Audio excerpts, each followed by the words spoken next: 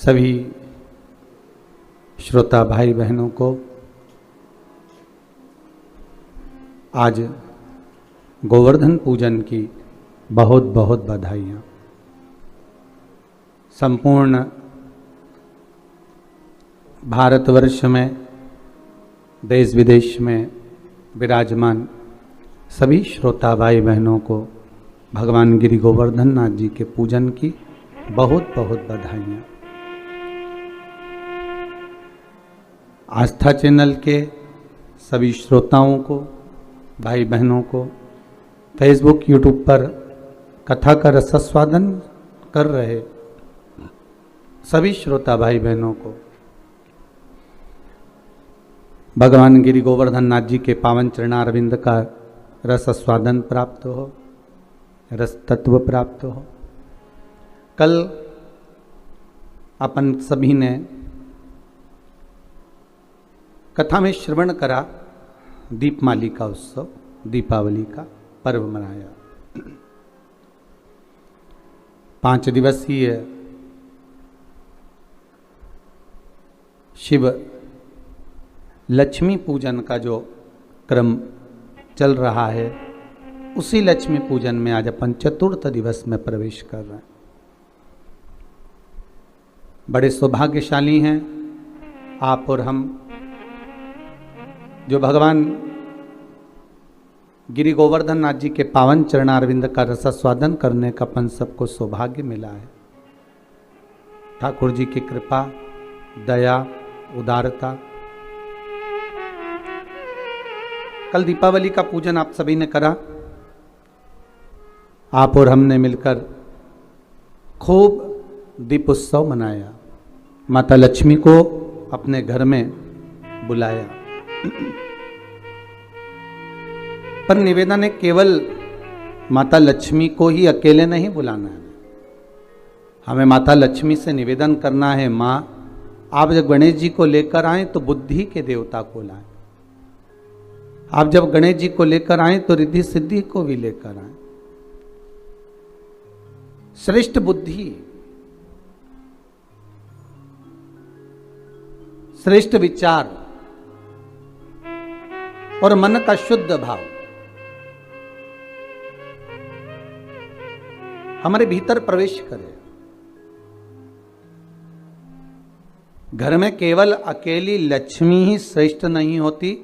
पहले भी कथाओं में कहा कि लक्ष्मी आती है, मना नहीं, पर लक्ष्मी जब घर में प्रवेश करती है तो बहुत सारे अपने कुछ कदम, कुछ चरण, कुछ पांव साथ लेकर आती है कि वो कुछ समय रुककर वापस चली जाती है। उसका कारण क्या है?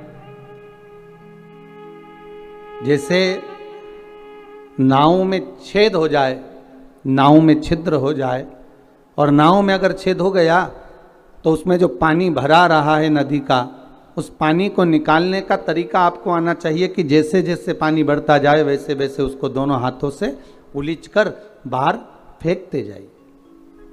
अगर वो पानी बाहर नहीं गया तो उस नाव में भराते भराते भराते भराते एक दिन वो नाव डूब जाती है।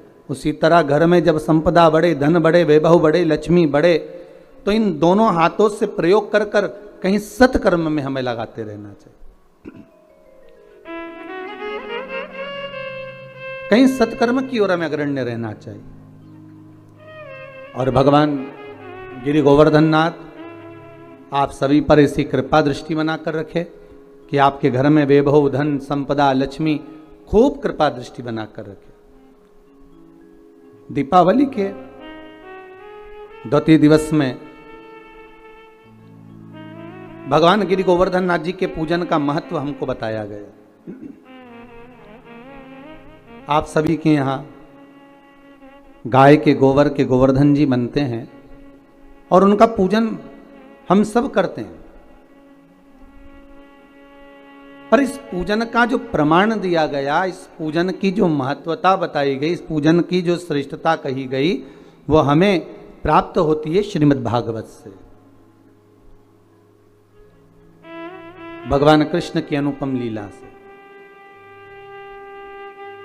कि जिस समय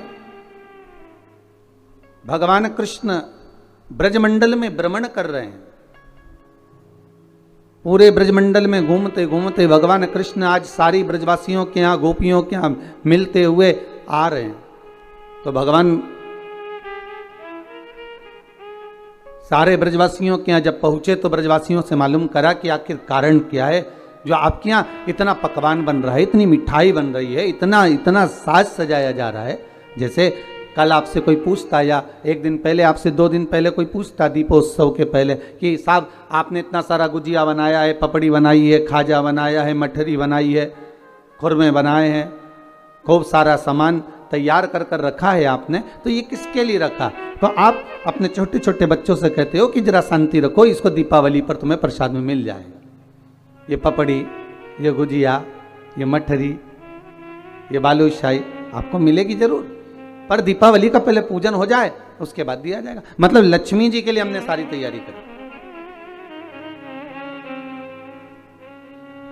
और अगर सारे ब्रजवासियों से भगवान कृष्ण पूछ रहे हैं, ब्रजवासियों ने यह नहीं कहा कि हमने लक्ष्मी पूजन की तैयारी करी है, ब्रजवासी तो यह कह रहे हैं कि हमारे यहाँ इंद्र की पूजन होती है और वो इंद्र के पूजन होती है तो हम उस इंद्र के पूजन के लिए इतना सारा पकवान तैयार करें। हमने जो इतना सारा भोग तैयार करा है, इतना सारा पकवान तैयार करा है, ये इंद्र की पूजन के लिए करा। तो भगवान कृष्ण ने सारे ब्रजवासियों से बात करते करते करते करते पूछते पूछते तब एक बुजुर्ग, एक बूढ़ी माता के पास पहुंच गए। एक बूढ़ी मां के पास जाकर पूछा, मां आप बताओ कि इतना सारा पकवान क्यों तैयार किया जा रहा है? ये इतना सारा भोग किसके लिए तैयार किया जा रहा है? तो महाराज वो बूढ़ी मां कहती है, अरे कान्हा तुमको नहीं मालूम क्या, अपने यहाँ दीपावली के इस पावन अवसर पर, अब दीप उत्सव के पावन अवसर पर हम इंद्र की पूजन की तैयारी कर रहे हैं। अच्छा, तो इंद्र के पूजन क्यों?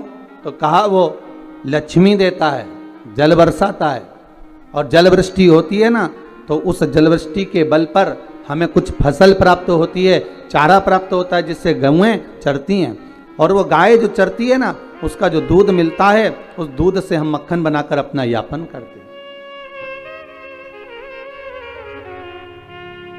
भगवान कृष्ण कह रहे हैं, माता जी, ए बूढ़ी मां, अगर देखा जाए तो गौएं तो गोवर्धन पर्वत पर चलती हैं, गौएं तो गोवर्धन पर्वत पर चढ़ती हैं, और वहां की जो दूबा है, घास है, उसी को तो पाती हैं। अरे मां, अगर मान लो गिरी गोवर्धन नाथ नहीं होते, गोवर्धन बाबा नहीं होते, तो तुम्हारी गौओं को भाग कहां से मिलता, और वो दूध कहां से देती, वो मक्खन कहां से देती? मेरे ठाकुर ने इंद्र की पूजन को ये नहीं कि बंद करवाया, मेरे ठाकुर ने तो केवल इतना कहा है कि प्रकृति रहेगी, अगर नदी, तालाब, पहाड़, पर्वत ये रहेंगे तो हमारा भी जीवन यापन सही चलता रहेगा। आज के ज़माने में लोग प्रकृति को काटते जा रहे हैं, पेड़ पौधे काटते जा रहे हैं। आज अभी आपको मालूम होगा कि पूर्व में जो कोरोना महामारी निकली है, उस कोरोना महामारी में ऑक्सीजन की कितनी कमी पड़ी। उसका सबसे बड़ा अगर कहीं नुकसान है तो हमने किया, कोई दूसरे ने नहीं करा। कोरोना महामारी के चलते अगर ऑक्सीजन की कमी पड़ी तो हमारे कारण पड़ी। हमने पेड़ पौधे, जितने बड़े बड़े पेड़ पौधे थे, कॉलोनियां बनाना है, रोड बनाना है, मार्ग बनाना है, ये निर्माण करना है, वो निर्माण करना है, अपने सुख के लिए, अपने साधन के लिए हमने उन वृक्षों को काट दिया, हमने उन वृक्षों को नष्ट कर दिया, हमने उन वृक्षों में आग लगा दी। और अभी भी हम बंद नहीं हुए इन वृक्षों को काटने से, अभी भी हम काट रहे हैं। हमारे नदी नाले, तालाब, सरोवर जितने भी बने हुए हैं, इन सारे नदी नाले, तालाब, सरोवर में हमने इतना कचरा पटक दिया, इतना कचरा डाल दिया कि वो नदी नाले अभी तक साफ नहीं हो पाते। सारे अगर हम कर रहे हैं अपना नाश, हम अपने जीवन को नष्ट स्वतः कर रहे हैं, स्वयं कर रहे हैं। क्योंकि प्रकृति है तो हम हैं, और प्रकृति नहीं तो हम भी नहीं। भगवान कृष्ण यही कह रहे हैं, भगवान कृष्ण यही समझा रहे हैं कि मां अगर पूजन करना है तो गोवर्धन नाथ जी का पूजन करने चलो ना। इस गिरिराज पर्वत का, इस गोवर्धन नाथ जी का अपन आनंद से पूजन करें। माता एक बूढ़ी माँ को समझाया, तब यशोदा जी के पास गए और यशोदा मैया के गले में बैया डालकर मेरे ठाकुर जी कह रहे हैं, माँ अब आप क्या कर रही हो? माँ कहती है इंद्र के पूजन की तैयारी। माँ इंद्र का पूजन नहीं, गोवर्धन नाथ जी का करो, गिरिराज बाबा का। कौन है गोवर्धन नाथ?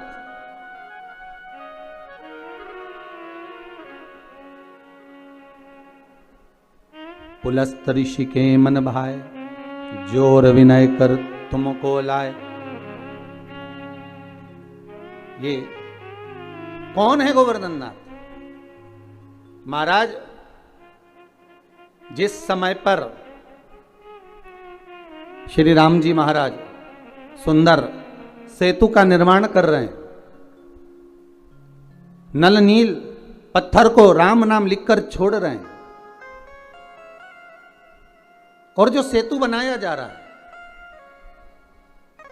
उसमें श्री हनुमान जी महाराज से कहा जाओ जल्दी जल्दी पत्थर लेकर आते जाओ। हनुमान जी महाराज भी गए।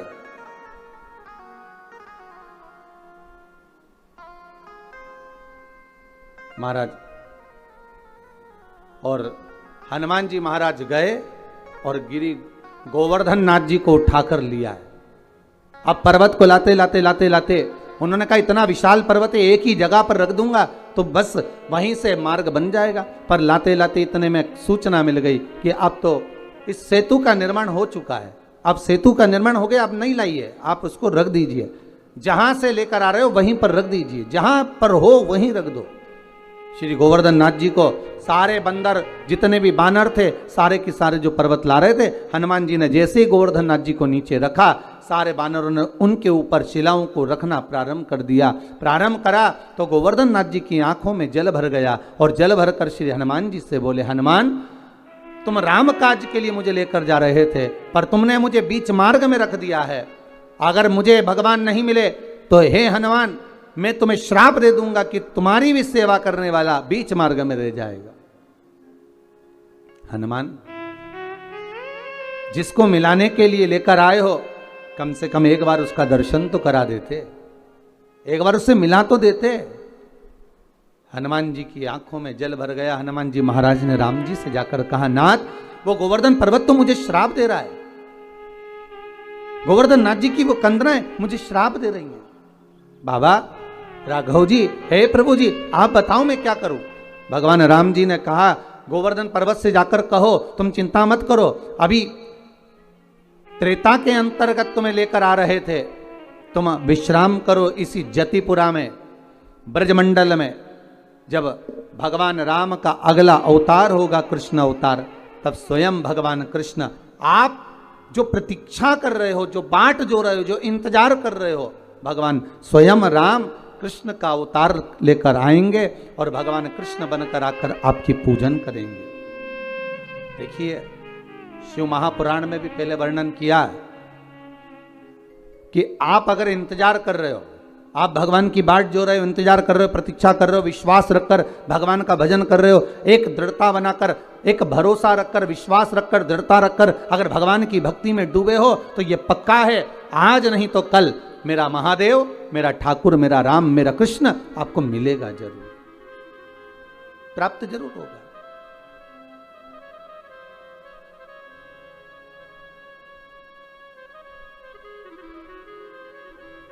वो मिलेगा जरूर।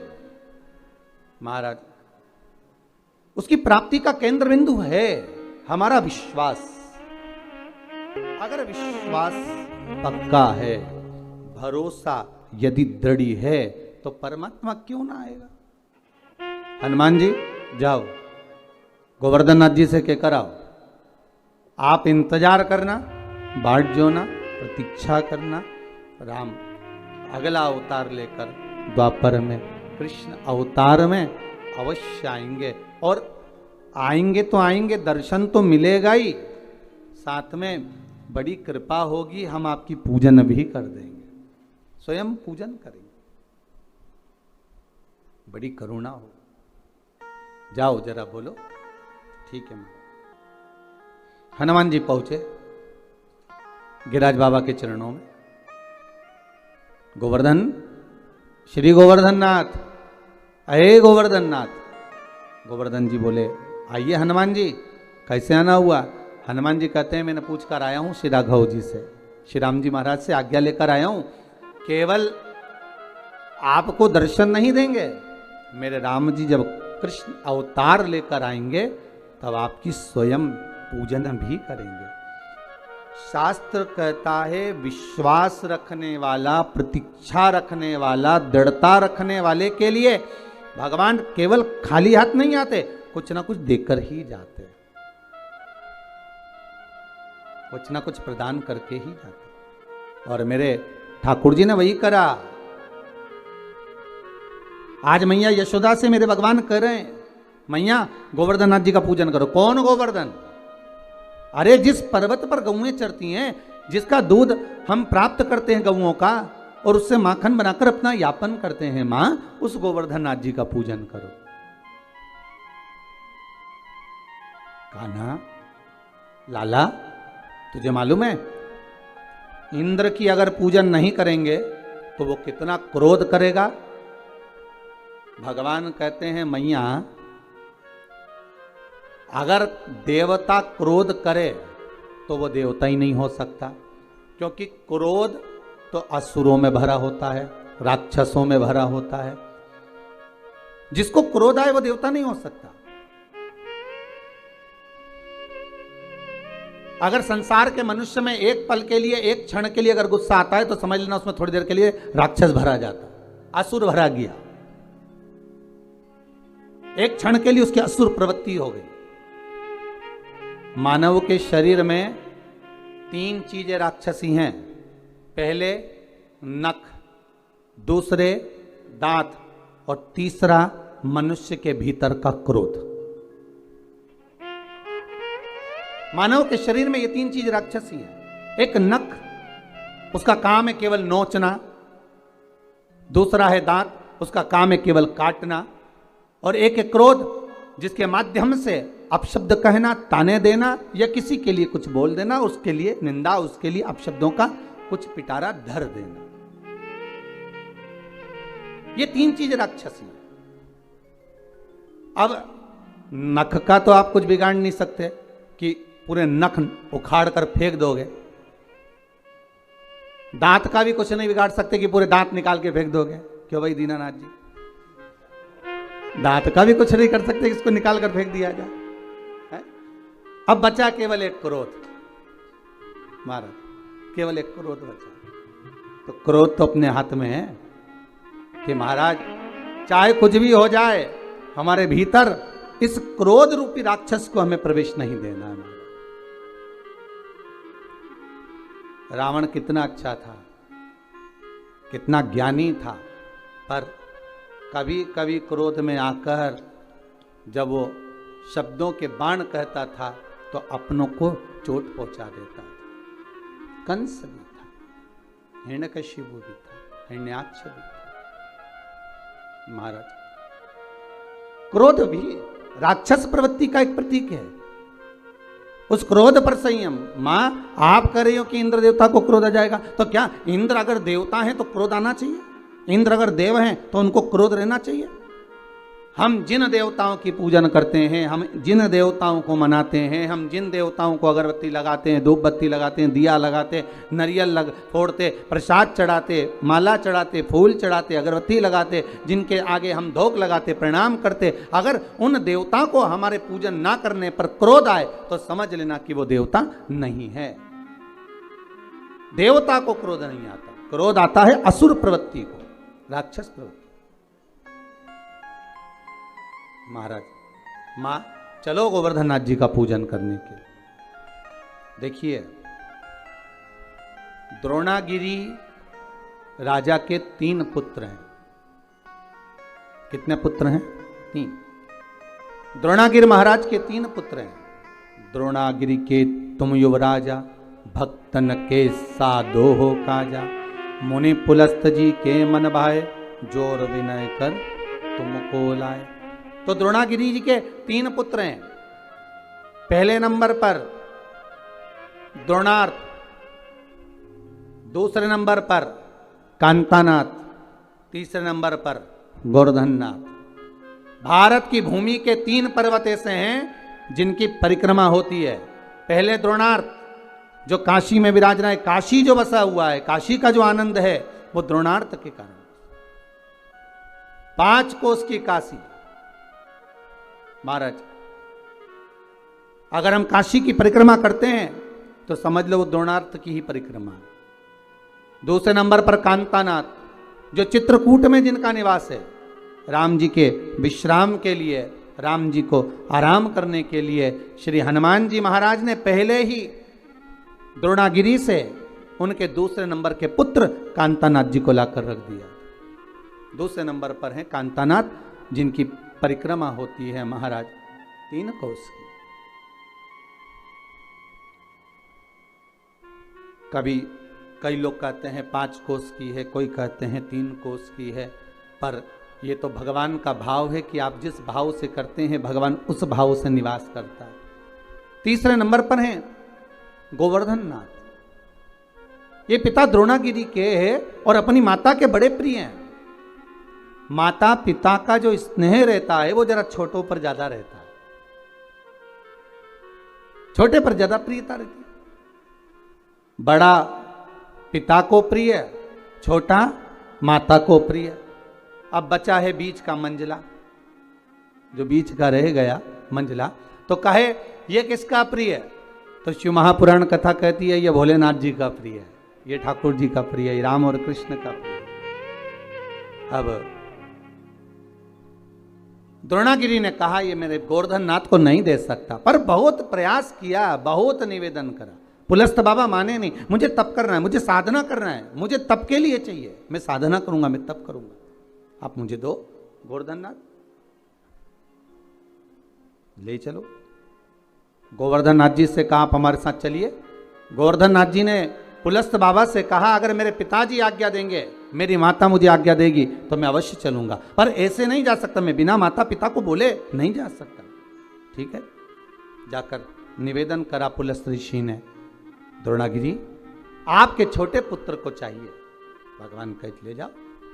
क्यों चाहिए? मेरे 2 पुत्र जा चुके हैं, एक पुत्र को तो मेरे पास में रहने दो, हमें तप करना है। ठीक है, माँ ने खूब मना करा, द्रोणागिरि भी चाहते थे कि नहीं भेजूं, पर माने नहीं। द्रोणागिरि से लेकर गोवर्धननाथ जी को उठाया गोदी में, पुलस्त ऋषि लेकर चलने लगे। गोवर्धननाथ जी की आंख में जल भर गए। गिरिराज बाबा ने कहा सुनो पुलस्त बाबा, जिस स्थान पर आप मुझे रख दोगे वहां से फिर उठने वाला नहीं हूं, ध्यान रखना, नीचे रखने से पहले विचार कर लेना आप मुझे। ठीक है। पुलस्त ऋषि ने मन में सोचा इतना छोटा सा रखा है, मेरी गोदी में बैठकर चल रहा है और मुझको कह रहा है कि जहां रख दोगे उठूंगा नहीं। जब अभी उठा सकता हूं तो बाद में क्यों ना उठा सकता हूं। चले, पुलस्त ऋषि लेकर चले। बीच मार्ग में पुलस्त बाबा जब जतिपुरा में पहुंचे, ब्रज के रज में जब पहुंचे, ब्रजमंडल में जब पहुंचे, पुलस्त बाबा थक चुके थे, इसलिए जल का पान करने के लिए गोवर्धननाथ जी को नीचे रखा। जैसे ही गोवर्धननाथ जी को नीचे रखा, पुलस्त बाबा वापस उठाने लगे। उठा नहीं, गोवर्धननाथ जी उठते नहीं। पुलस्त बाबा को क्रोध आ गया, हाथ में जल लेकर कहा सुनो गोवर्धन, तुम जिद्दी हो, उठते नहीं हो मुझसे, इसलिए मैं तुम्हें श्राप देता हूं कि तुम तिल तिल घटोगे। गोवर्धननाथ जी का विशाल पर्वत था साहब, विशाल पर्वत। महाराज तिल तिल तिल तिल बाबा घटते गए। और सबसे प्रसन्नता का बात, सबसे प्रसन्नता का आनंद तो ये है, कांतानाथ जी भी आज भी पृथ्वी पर विराज रहे हैं, द्रोणार्थ आज भी पृथ्वी पर विराज रहे हैं, और गोवर्धननाथ जी भी आज भी पृथ्वी पर विराज रहे हैं। तो मैया यशोदा से भगवान कृष्ण कह रहे हैं मैया चलना, गोवर्धन नाथ जी का पूजन करने चले। मां चलो।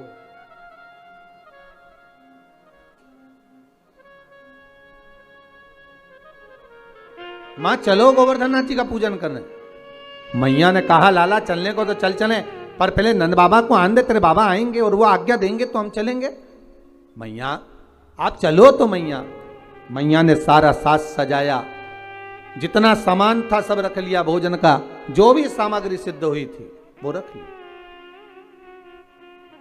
चले गिरि गोवर्धन नाथ जी का पूजन करने चले। महाराज भगवान गोवर्धन नाथ जी के चरणों में माता यशोदा को लेकर, ब्रजवासियों को लेकर भगवान कृष्ण पहुंच गए और गिरिराज बाबा की पूजन करने के लिए बैठ गए। अब ध्यान दीजिएगा महाराज, यहां पर भगवान कृष्ण गोवर्धन नाथ जी के सामने सारी सामग्री लेकर जो जो बनाकर लाए थे सब रख दिया और सब रखकर हाथ जोड़कर बैठ गए। अब भगवान सारे ब्रजवासी आपस में बात कर रहे, इस पत्थर में से कोई देवता निकलेगा, पर्वत में से कोई देवता निकलेगा। अब देवता कैसे निकले? सारे ब्रजवासी बात करने लगे, ये नंद बाबा को छोरा ने तो पूजन करा दी, पर इसमें से कोई देवता निकलेगा ही नहीं। इंद्र होते तो अभी तक खाकर चले जाते, भोजन कर कर चले जाते। जब भगवान प्रकट ही नहीं हो रहे, भगवान कृष्ण ने हाथ जोड़ा, हे गोवर्धन बाबा बड़ी कृपा करिए दयालु दातार, आइए प्रकट होइए, ब्रजवासी आपके लिए इतना सामग्री बनाकर लाए हैं, आप पाइए। भगवान कृष्ण का तो कहना ही था, भगवान कृष्ण का ही एक अंश अवतार गोवर्धन पर्वत में से प्रकट हो गए गिरिराज बाबा। हजारों हाथ कर लिए, भोजन करना प्रारंभ करा। जैसे ही भोजन करना प्रारंभ करा, सारे पात्र खाली होने लगे, ब्रजवासी आपस में बात करने लगे। हे भगवान बड़ा गजब हो गया, इंद्र था तो भोजन करने के बाद थोड़ा छोड़कर भी जाता था, ये तो पूरे की पूरे बर्तन की बर्तन निपटा दिया रहा है, ये तो सब खाया जा रहा है, सारा पाया जा रहा है। भगवान कृष्ण ने शब्द सुना तो भगवान हाथ जोड़कर बोले, हे गोवर्धन नाथ दादा कृपा करिए बाबा, इन ब्रजवासियों के लिए थोड़ा सा प्रसाद छोड़ दीजिए। गोवर्धन नाथ जी ने आवाज कर कर कहा, आकाशवाणी कर कर कहा, सुनो कृष्ण, इन ब्रजवासियों ने मेरे को खाने से रोका है, इसलिए आज के बाद मैं केवल भाव से जीवने के लिए आऊंगा। और महाराज तब से मेरे गोवर्धन नाथ भाव से जीवते। आप भी अपने घर में जब भोग लगाते हो, एक कटोरी सामग्री बनाकर भगवान के सामने रख दो और एक कटोरी सामग्री बनाकर अलग रख दो। दोनों में जो स्वाद होगा, जो भगवान के सामने रखी है उसका स्वाद अलग होगा, जो अलग से रख दी फ्रिज के ऊपर, फ्रिज के अंदर, उसका कोई स्वाद नहीं है, पर भगवान के सम्मुख में जो पहुंच गई उसका स्वाद बढ़ गया। भंडारे की पूड़ी, भंडारे की सब्जी घर में बनाकर खाओगे वो आनंद नहीं आएगा, पर वही सब्जी भंडारे की प्रसाद की पाओगे उसका स्वाद बढ़ जाएगा महाराज, क्योंकि उसमें भगवान पा लेता है, भाव से पाता है, भाव से। महाराज अब भगवान कृष्ण ने जो ब्रजवासियों के साथ में मिलकर गोवर्धन नाथ जी का पूजन किया है, आज ही के दिन गिरिराज पूजन के दिन, दीपावली के दूसरे दिन जो गिरिराज बाबा का पूजन किया गया, वही गोवर्धन पूजन की कथा आज चल रही है, वही गोवर्धन चरित्र। जरा ध्यान दीजिएगा, गोवर्धन पूजन के दिन जो भगवान कृष्ण ने ब्रजवासियों के साथ मिलकर भगवान कृष्ण को भोग लगाया, गोवर्धन नाथ जी को भोग लगाया, वो 56 भोग नहीं था, वो अन्नकूट था। इसलिए आज भगवान गोवर्धन नाथ जी का अन्नकूट महोत्सव का एक आनंद है। 3 भोग होते हैं, अन्नकूट, 56 भोग और कुनवाड़ा। महाराज दीपावली के दूसरे दिन जो आप भगवान को भोग लगा रहे हो ये अन्नकूट है। 56 भोग कब लगे? जब भगवान कृष्ण ने गोवर्धन पर्वत को अपनी उंगली पर लिया, 7 दिवस तक जलवृष्टि हुई, 7 दिवस। भगवान पर्वत को अपने उंगली पर धारण कर कर रखे। एक दिन में मेरे श्री जी बाबा को, मेरे ठाकुर को, मेरे कन्हैया को, मेरे कृष्ण को एक दिन में 8 बार भोजन आता है। 7 दिन तक भगवान जब तक गोवर्धन पर्वत को अपनी उंगली पर धारण करके रखे तब तक भगवान ने कुछ नहीं पाया। और जब 7वां दिन पूर्ण हुआ तो एक दिन में 8 बार भोग लगता था, इसलिए 7 दिन का 8 बार का भोज इकट्ठा करके भगवान के सामने रखा तो सतवटु 56, ऐसे भगवान के सामने 56 भोग आया। तो आज जो भोग लग रहा है वो अन्नकूट है, वो अन्नकूट है महाराज। तो महाराज जो दीपावली के दूसरे दिन लगा वो अन्नकूट है। पर्वत उठाने के बाद 7 दिन का जो भोज इकट्ठा हुआ वो लगाया, वो 56 भोग है। और भगवान कृष्ण के साथ में सारे ब्रजवासी नंद बाबा के साथ में मिलकर जो भगवान गोवर्धन नाथ जी का प्रति समय पूजन करने जाते थे और जो भगवान को भोग लगाते थे वो उसको कुनवाड़ा कहा गया। कुनवाड़े का मतलब है कुनवे के साथ, परिवार के साथ में जाकर भगवान को भोग लगाया जाए, वो कुनवाड़ा है, वो कुंजवाड़ा। महाराज सारे ब्रजवासी भगवान का पूजन करा, आ गए। देवऋषि नारद इंद्रदेव के पास पहुंच गए। महाराज नारद जी ने कहा, इंद्रदेव आपको मालूम है पृथ्वी पर आपका पूजन होता था, अब आपका पूजन बंद हो गया, ब्रजवासियों ने बंद कर दिया। किसके कहने पर? कहा नंद बाबा के छोटे से पुत्र के कहने पर तुम्हारा पूजन बंद कर दिया। इंद्र को क्रोध आया, अपार जलवृष्टि कराई, खूब जल, कहते हैं इतना जल गिरवाया और ऐसी मोटी मोटी बूंदें गिरवाई कि गोवर्धन नाथ जी के पत्थर की शिला पर, पर्वत पर आज भी बूंद के निशान हैं जो इंद्र ने बरसवाई। सोचिए पर्वत पर पानी की बूंद के निशान हैं तो सांसारिक जीव का क्या हुआ होगा। जब क्रोध बरसता है तो ना जाने कितनों को लेकर चला जाता। क्रोध जब बरसता है, क्रोध आया, सोचा अब क्या करा जाए। सारे ब्रजवासी भगवान कृष्ण के पास गए। लाला तूने गोवर्धन नाथ जी का पूजन कराया था, लाला अब बचा ले। कन्हैया कहते हैं ब्रजवासियों, जिसको तुमने अगरबत्ती लगाई, जिसको तुमने धूप बत्ती लगाई, जिसको तुमने दिया लगाया, जिसका तुमने पूजन करा, चलो उसकी शरण में चलते हैं। सारे के सारे उस गिरिराज बाबा की शरण में चले। बाबा गोवर्धन नाथ जी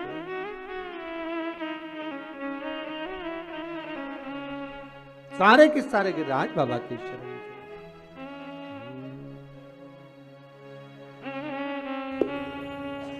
सब के सब मिलकर गिरिराज बाबा के चरणारविंद में जाने लगे और बाबा के चरणों में पहुंचकर निवेदन करा है। गिरिराज बाबा से कहा, बाबा जलवृष्टि हो रही है, कृपा करिए।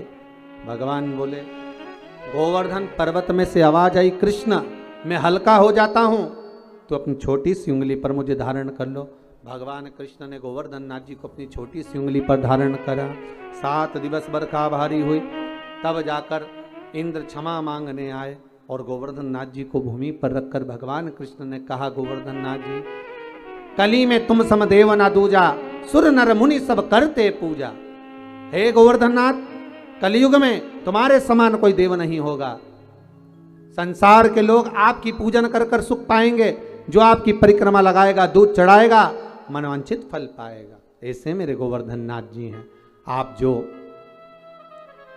4 दिवसीय, आज चौथा दिवस है लक्ष्मी पूजन का, 3 दिवसीय जो पहले पूजन कर चुके हैं, आज चौथा दिन। जो पूजन की थाली आपने सिक्के रख रखे हैं, उसी पूजन की थाली में जल का छींटा देकर रोली चावल मोली हल्दी से पूजन करना है। लाल पुष्प समर्पित करना है। 7 2 हल्दी की गठान, 2 कमल गट्टे,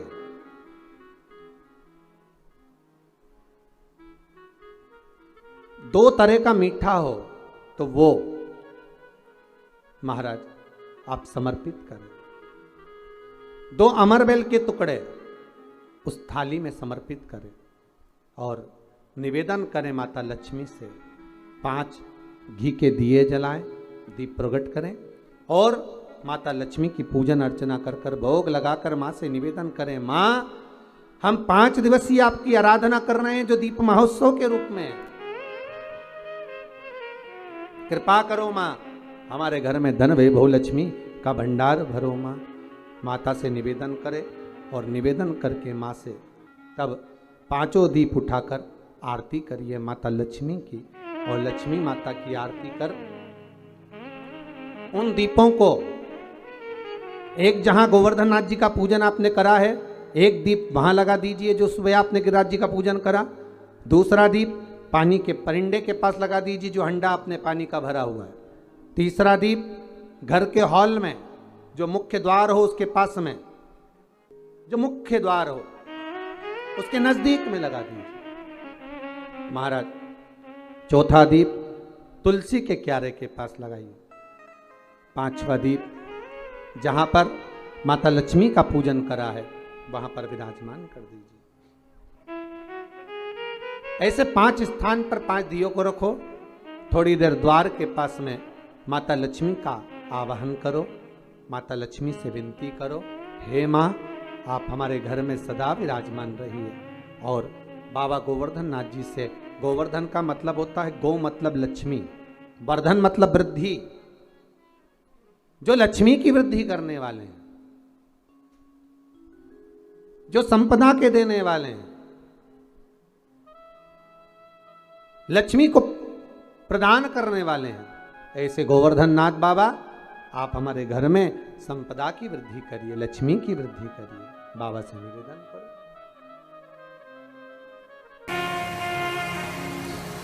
हम कोई भी पुण्य का कार्य करते हैं तो सबसे पहले पंडित जी अगर रखते हैं पूजन की थाली में तो चावल रखते हैं।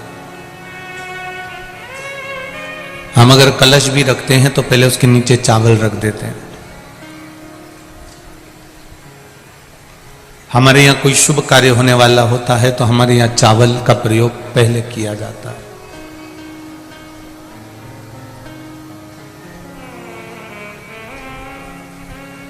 सारी चीजों का प्रयोग बाद में है, पहले चावल का प्रयोग है। अक्षत,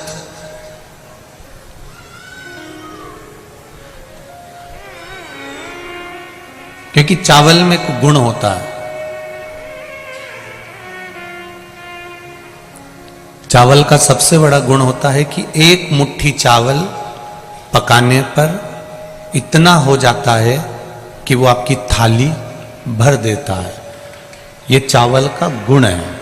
उसी तरह चावल पूजा की थाली में, पूजन के स्थान पर, पुण्य के स्थान पर, सत्कर्म की जगह पर, अच्छी जगह पर चावल का प्रयोग इसलिए किया जाता है कि आप उसमें से थोड़ा सा भी अगर दे रहे हो तो उसका फल आपको 1000 गुना प्राप्त होगा। इसलिए उसको अक्षत कहा जाता है, इसलिए उसको अक्षत बोलते हैं। अक्षय है वो, दे दिया उसने।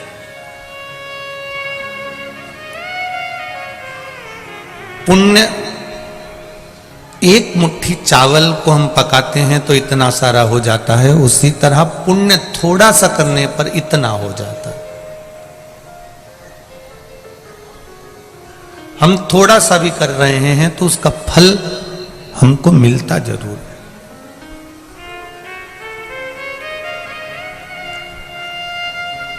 आप इतनी संख्या में, लाखों की संख्या में आप लोग कथा सुनने आ रहे हैं। जिनको छांव में जगह मिल गई वो बैठ गए, जो धूप में हैं वो भी बैठे हुए हैं। और कोई 2 बजे कथा चालू होती है तो तुम क्या 2 बजे धूप में आके थोड़ी ना बैठते हो। सुबह 8 बजे से 7 बजे से अपनी अपनी जगह संभाल संभाल कर बैठ जाते हो, जहां देखो वहां पर बैठे रहते हो।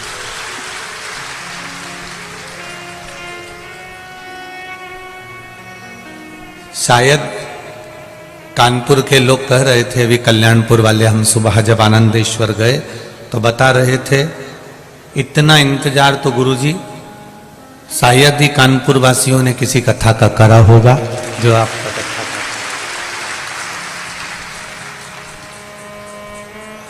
हमारा निवेदन केवल इतना है, आपने सियोर वाले महाराज को समय नहीं दिया है, ना सियोर वाले महाराज की कथा सुनने आए। आप शिव महापुराण की कथा सुनने आए हो, और वो कथा कल्याणपुर में कराने वाला भी, देखो ये कथा तो कानपुर में है, पर कानपुर का भी क्षेत्र चुना मेरे भोलेनाथ जी तक, तो पहली कथा का चुना है कल्याणपुर। मेरे शंकर जी भी चाहते हैं कि इनका कल्याण हो जाए।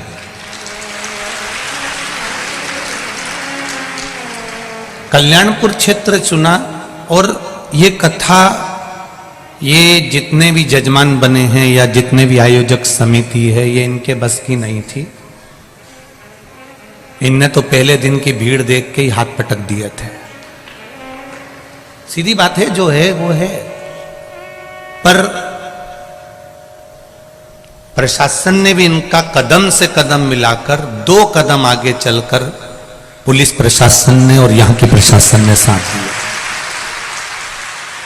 इनका साथ पत्रकारों ने, यहाँ के विधायक महोदय हुए, आमदार खासदार अर्थात आपके यहाँ क्या बोलते हैं, महापौर आदि जो भी हैं, उन्होंने पार्षद आदि जो भी हैं, उनका बहुत सहयोग और कहीं ना कहीं किसी न किसी रूप में मिला।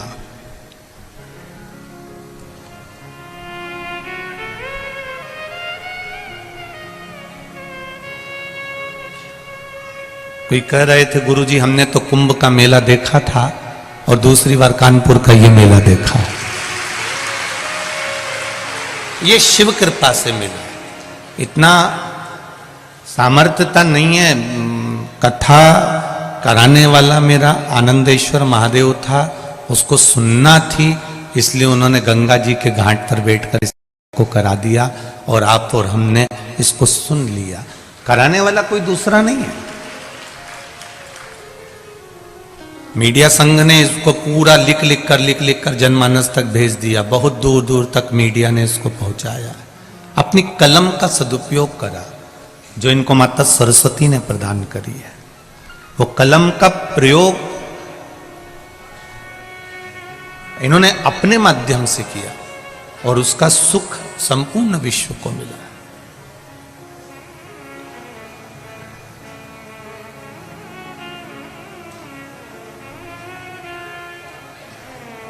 आगे बढ़कर भगवत स्मरण की भक्ति को धारण करना, थोड़ा सा पुण्य, थोड़ा सा चावल पकाने पर ज्यादा हो जाता है, उसी तरह जैसे पुण्य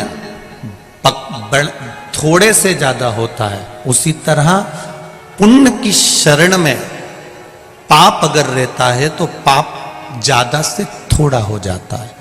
जैसे पालक और मेथी, मेरी जीजीओं जानती हैं, मेथी की सब्जी बनाओ, पालक की सब्जी बनाओ, इतनी सारी कढ़ैया भर के रख दो, वो इतनी सी हो जाए।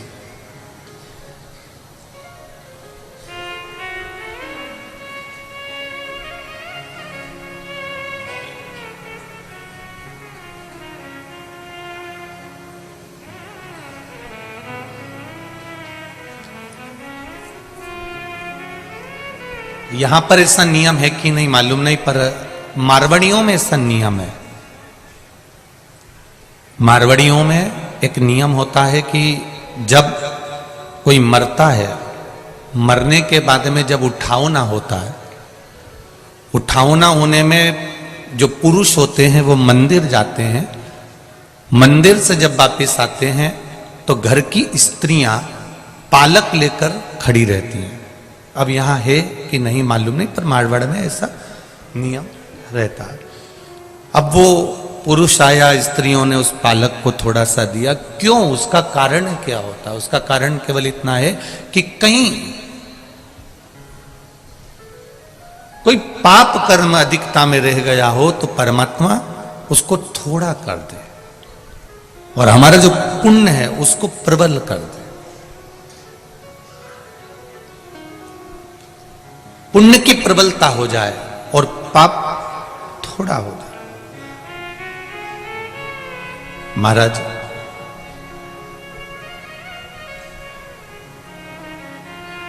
गैस के बट्टे पर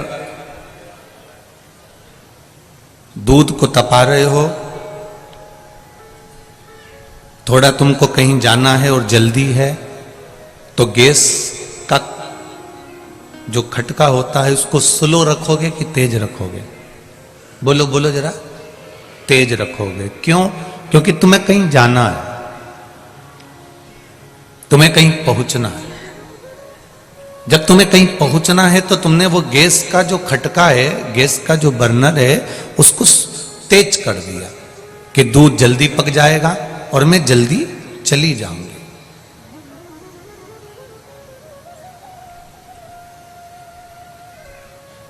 और अगर तुम्हें कहीं जाना नहीं है तो गैस का जो पॉइंट है वो स्लो रख दिया। मैं अब आराम से झाड़ू लगा के आती हूँ, कपड़े धो के आती हूँ, स्नान करके आती हूँ, अब तक ये दूध तक जाएगा, इतनी देर में मैं आ जाऊंगी।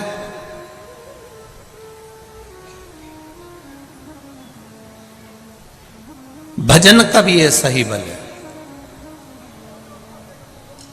आप अगर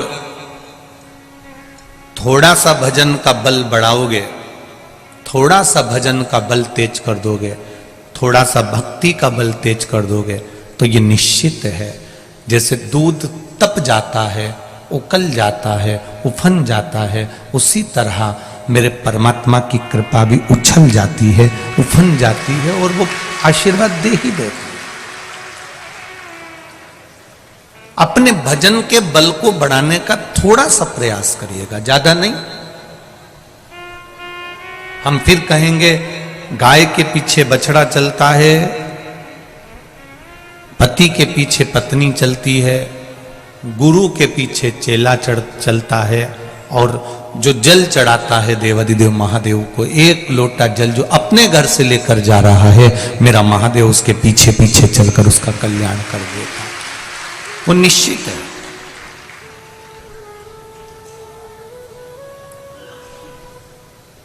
आज एक कोई कह रहा था, गुरुजी ईश्वर तो हमारी सुनता ही नहीं है, भगवान तो हमारी सुनता ही नहीं।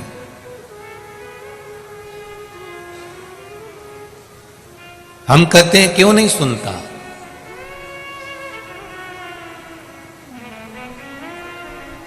उसका कारण केवल एक है।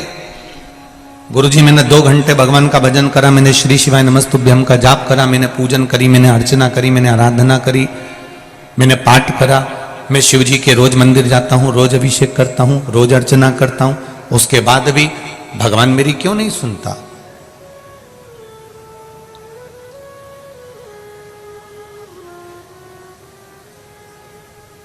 तुम 24 घंटे तुम्हारे पिता के साथ में रहते हो। मेरा बच्चों से निवेदन है, जो बच्चे कहते हैं भगवान हमारी नहीं सुनता, एक बार पशुपति व्रत करने के बाद तुम्हारा यह मन होता है कि मैंने जिसके लिए करा वो मेरा काम हो जाना चाहिए। होता है? ऐसा नहीं कर रहे कि नहीं होता, होता है।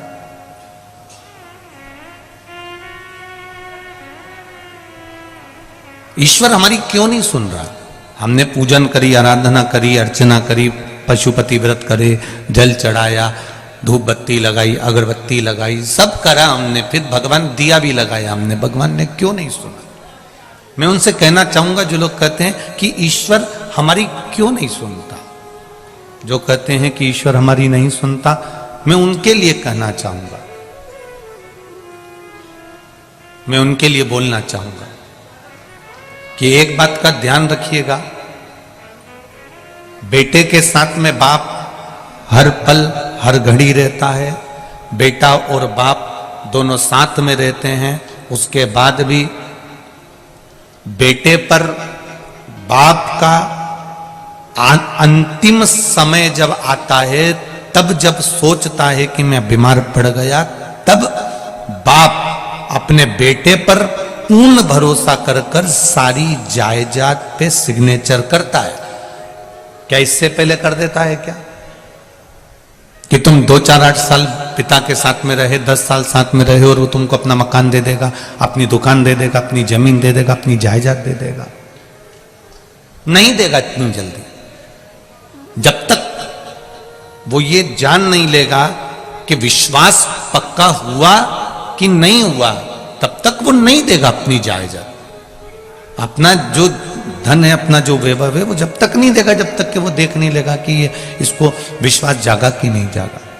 आप एक बार पशुपति व्रत करें, मान लो अगर काम नहीं हुआ तो दूसरी बार ये विचार कर कर करना कि मेरे महादेव मेरी पूजन में कौन सी कमी रह गई, आप आए नहीं और सुबह हो गई। क्या कमी थी मेरी पूजन में बाबा, कुछ तो रह गया होगा।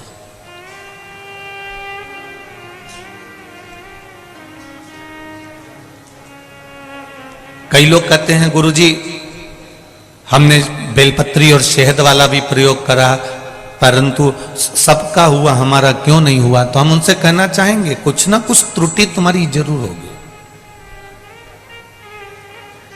तुम परीक्षा देने जा रहे हो, मना नहीं है, खूब पढ़ाई करी है तुमने, खूब अच्छे से पढ़ा है। जिस दिन तुम्हारा एग्जाम है उस दिन तुमने क्या देवाधिदेव महादेव को बेलपत्र चढ़ाई है? नहीं गुरुजी, हमको एग्जाम देने दूर जाना था तो हमने एक दिन पहले चढ़ा दिया। तो हमने भी कह दिया तुमने एक दिन पहले खाया था, फिर उस दिन मत खाना जिस दिन तुम्हारा एग्जाम था।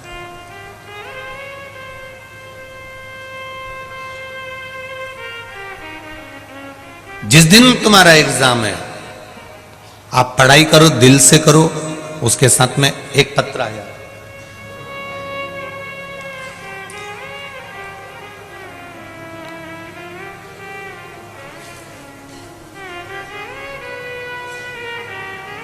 प्रिया मिश्रा, शिक्षिका,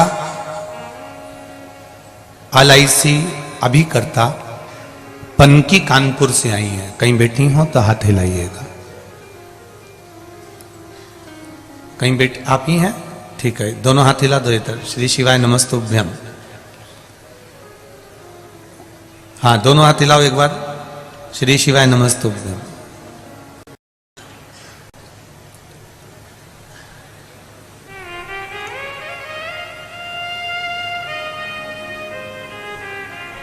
मैं क्या वर्णन करूं गुरुदेव।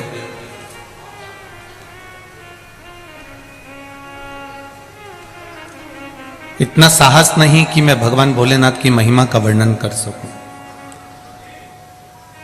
माइक पहुंच सकता है क्या वहां तक? माइक चले जाएगा? पहुंचाओ जरा, जल्दी जल्दी पहुंचाओ।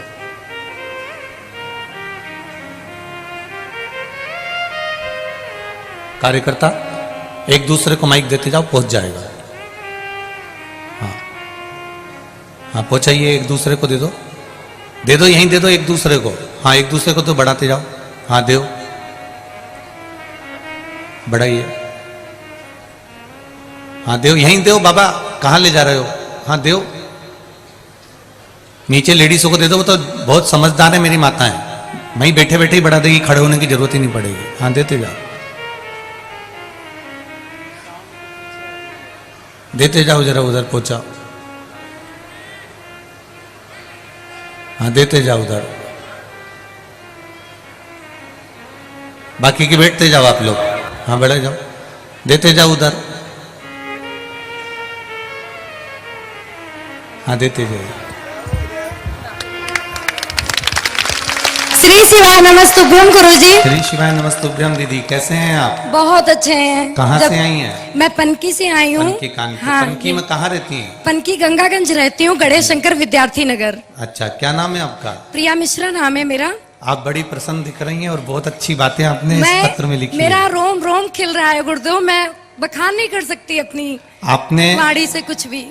वर्णन करा है मेरे दो भाई श्याम और निहाल जी, निवासी बिधापुर, दोनों बच्चों ने एयरफोर्स का एग्जाम दिया जी।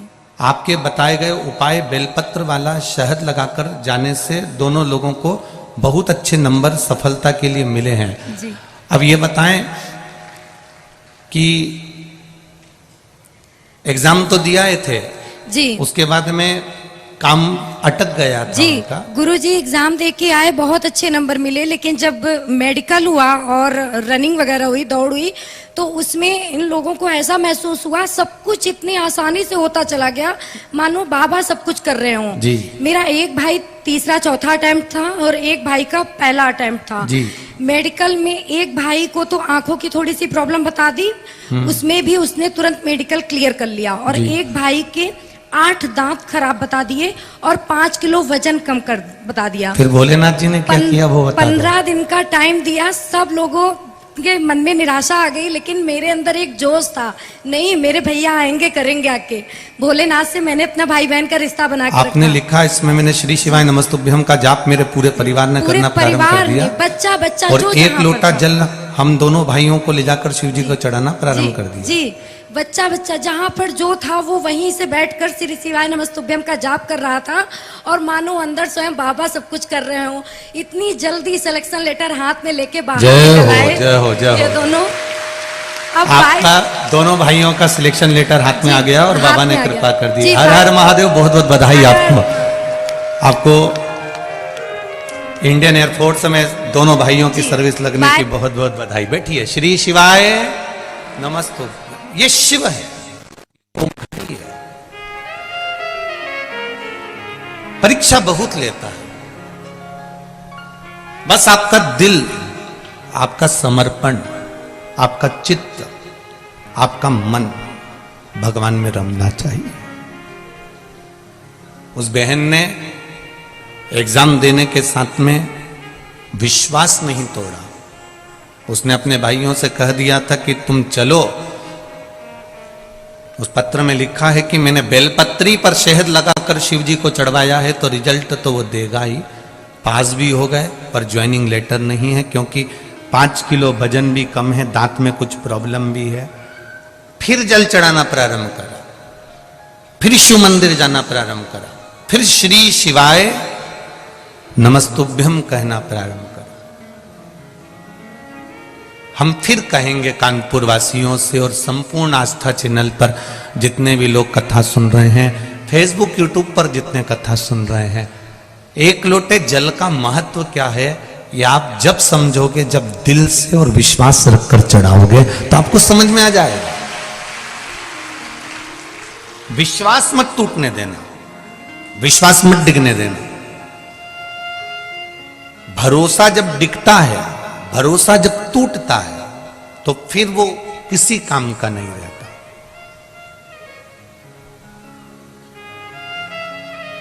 प्रहलाद से पूछा गया था कि इस खंबे में तेरा भगवान है, वो प्रहलाद ने कह दिया था खंबे में भगवान है।